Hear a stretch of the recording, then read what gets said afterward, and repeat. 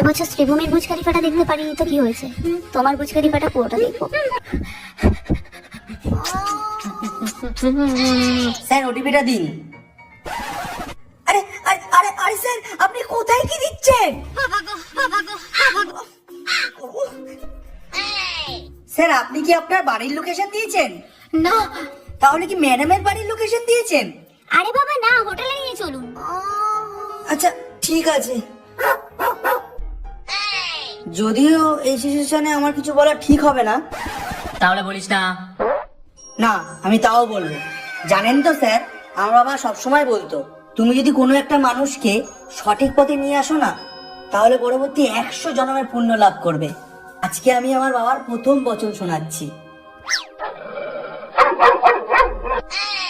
আমার বাবা বলতো ইচ্ছে আর বাসনা দুটোই পুরনো জামা কাপড়ের মতন, এগুলো খুলে ফেলে দেওয়া উচিত।